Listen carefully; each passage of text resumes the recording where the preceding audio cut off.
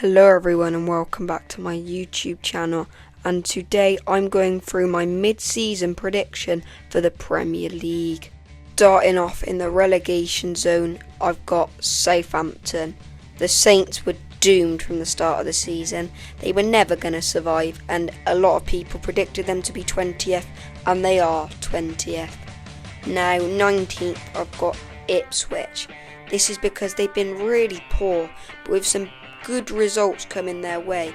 They recently just drew 1-1 with Aston Villa and even beat Chelsea 2-0 before the turn of the new year.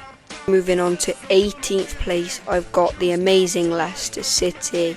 They have been absolutely shocking recently under Ruud van Nistelrooy, who didn't do too bad at Man United, but he's not been able to carry that good fortune over to Leicester.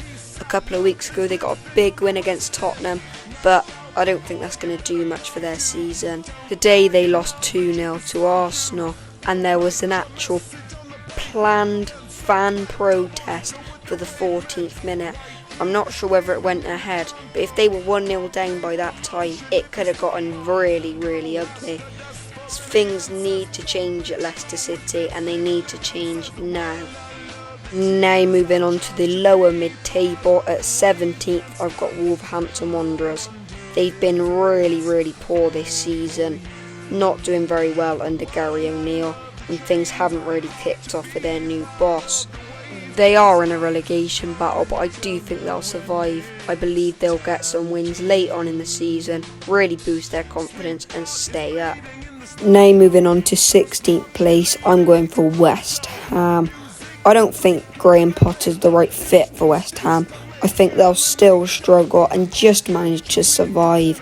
15th, I think it will be Crystal Palace. Oliver Glasner's not had the best season so far. He had an outstanding season last season, but that was with Elise. But after losing him in the summer, they've really struggled. They were recently in a relegation fight, but they've got out of it and they're starting to pick up wins on a regular basis. At 14th, I've got Everton. David Moyes is outstanding when he's with Everton. They've been brilliant so far. They managed to salvage a draw in the Merseyside derby with a very dramatic end for the last one at Goodison. He's got them out of a relegation fight and they're in really good form, so I think they'll continue that form to get 14th. 13th, I've got the Red Devils, Manchester United. This will be their worst season ever by a mile. Last season was their worst season ever when they finished 8th, but this season is getting worse and worse. None of the players are doing very well. The manager is not ready for a big league like the Premier League. Now moving on to the higher mid-table. For 12th place, I've got Fulham. Been really good so far this season, even picking up a shock 2-1 win over Nottingham Forest today. Despite this good run of form, I think they'll have a dip in form and only manage to scrape 12. In 11th, I've got Tottenham, who are not the only Big Six side to be mid-table so far this season. Tottenham and Man United might be two of the worst sides in history. Neither team can win on a regular basis, and they've both just been the worst they've ever been so far this season. Personally, I think Ange Postecoglou needs to go. We need to get a young, brilliant manager who can play some really good football for them. Otherwise, they're going to struggle to get mid-table this season. At 10th place, I've got Brighton and Hove Albion. I thought they'd struggle in being a relegation fight without Roberto De Zerbi, but they've proven me wrong. They haven't been the most consistent side. 1 week they'll lose 7-0 to Nottingham Forest, and the next they'll go beat Tottenham 3-2 and then go beat Chelsea 3-0. Consistency is what they're lacking, and once they get more consistent, they will be a shockingly good side. In 9th place, I've got the Bees, Brentford. They have been really good so far this season and they've been scoring a lot of goals, but another club with the problem of consistency. Bryan Mbeumo and Johan Wissa have been the standout performers, with Janelt and Damsgaard chipping in with some goals as well. Everyone's been brilliant for Brentford, so hopefully they can get their best placement ever in the Premier League and shock everyone. And to finish off the bottom section of this video, I've got Aston Villa. Again, another side that is lacking consistency. They concede too many goals. This is not the same side that we saw get top 4 last season. I think they're tired out from the Champions League, which they've been doing brilliantly in this year's tournament. Hopefully they will pick up some form like they did last season and push for top 6. Now moving on to the second half of this video, going from 7th to 1st. In 7th place I've got Iriola's Bournemouth. I think they will qualify for Europe for the first time. They have been brilliant so far this season, with players like Kluivert, Evanilson and Semenyo being in the form of their lives. But with an injury to Evanilson, will they struggle to get 7th and finally qualify for Europe? Let me know down below in the comments. In 6th place, I've got Chelsea. The Blues have got the Blues. They have been terrible recently. Just to name some of the sides we've lost to: Fulham, Ipswich, Brighton, just to name 3. When you put it this way, it sounds even worse. We've won just 2 out of our last 6 games.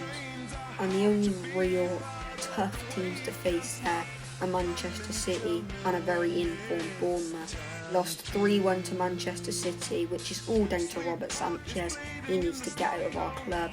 And a 2-2 draw against Bournemouth, which is a good result if you put it that way. For 5th place, I've got the Geordies. Another team like Chelsea, who have got the Blues. Today they suffered a 4-0 loss to Manchester City, with new star Umar Marmoush scoring a hat-trick. Now moving on to the top 4. In 4th place, I've got Manchester City. Manchester City have been dreadful so far this season. They went on a run where they won 1 game in 13. For a team that last year was known as the best in the world, that is shocking. Now moving on to 3rd place, I've got Nottingham Forest. They have been the most improved team so far this season. Last season they were in a heated relegation battle and were even deducted 4 points. But this season they've come back strong and have one of the most informed strikers in the world in Chris Wood. New Zealand international is on track to have one of the best seasons of his career, if not the best. Now moving on to 2nd place, I've got the mighty Arsenal. The Gunners are going to finish 2nd again. At this point you just know Arsenal are going to finish 2nd. It's just a matter of who's going to finish 3rd and 1st.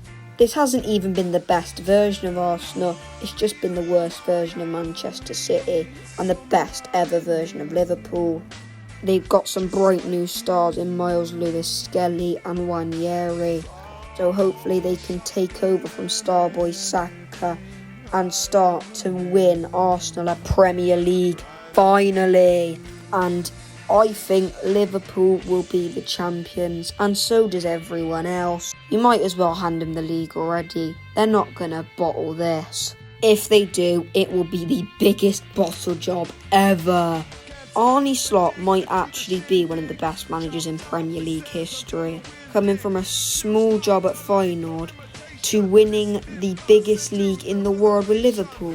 I doubted Arne Slot, I really did. I thought he'd give Liverpool mid-table.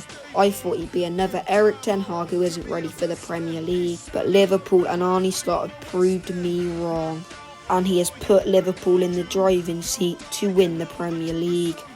So, as always, thank you for watching. Make sure you let me know in the comments for more video ideas. I will always be pleased to hear them.